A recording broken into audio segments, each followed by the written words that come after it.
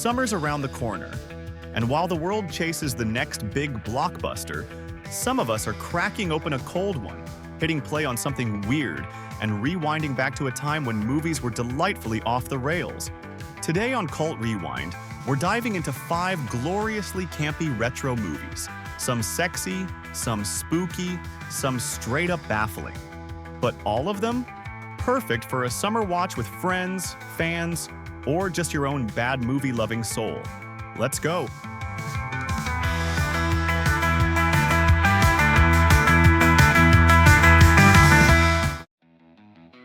The Beach Girls, 1982. What's summer without a completely shameless beach comedy? The Beach Girls is pure early 80s party cinema, where a quiet beach house becomes ground zero for skinny dipping, bad decisions, and endless summer mischief. There's barely a plot.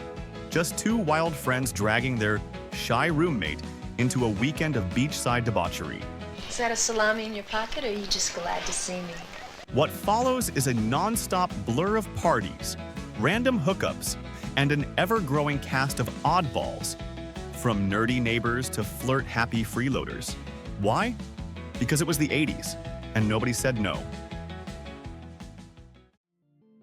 Creature from the Black Lagoon, 1954. Time to cool off with a true classic. Creature from the Black Lagoon isn't just essential horror history, it's a weirdly poetic summer movie. You've got a lush, sweltering jungle, a haunting underwater score, and one of the most iconic monster designs ever put to film. What keeps it campy is how seriously it takes itself. The Gill Man is clearly a guy in a rubber suit, but the movie treats him like Shakespeare. And the underwater scenes are surprisingly beautiful, especially when he's awkwardly stalking the film's heroine like a lovesick fishman. Put this one on during a humid evening and let the old-school magic sink in. Xanadu, 1980. Xanadu is a musical that doesn't play by any known rules. Olivia Newton-John shows up as a Greek muse, roller skates into an artist's life, and convinces him to open a venue, with help from Gene Kelly. That's the plot, sort of. It mixes swing music with synth pop, classic Hollywood charm with late 70s excess, and tosses it all together like no one stopped to ask about it. And that's its strange appeal. It's not trying to be ironic or clever, just wildly sincere and full of left turns.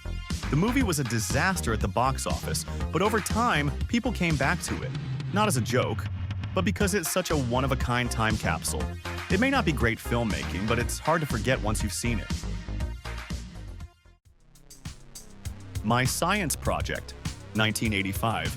If you like your camp with a side of 80s teen sci-fi, this one's for you. My Science Project follows a slacker who digs up a weird alien engine and plugs it into his school's power grid. Because that's what you do when your science project is due. Chaos ensues, time warps, dinosaurs, mutant warriors, you name it. How is that possible? It's not possible. The film tries really hard to be the next Weird Science or Back to the Future, but it leans so far into its weirdness that it becomes something else entirely. A gonzo, bizarre summer flick with surprisingly fun effects. It's dumb in all the best ways.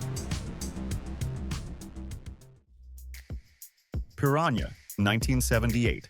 We wrap it up with a splash, literally. Piranha was one of many Jaws knockoffs, but it outlasted the pack by owning every bonkers moment. Directed by Joe Dante of Gremlins and written by John Sayles, it's about, you guessed it, vicious killer fish. While the effects are cheap and the acting questionable, it manages to keep this clever, mischievous energy. It knows it's a B-movie, and it's having a blast being one. The attack scenes are hilariously over the top, while the scares and laughs trip over each other in a way that somehow just works. Piranha is quick, gory, and just trashy enough to spice up a summer night. That's the lineup. 5 retro gems to fire up when the heat kicks in and reality starts to melt a little. Got a sunny camp classic we missed? Drop it in the comments. And hey, if weird old movies are your thing, hit subscribe. We've got plenty more on the way. Until next time, enjoy your summer.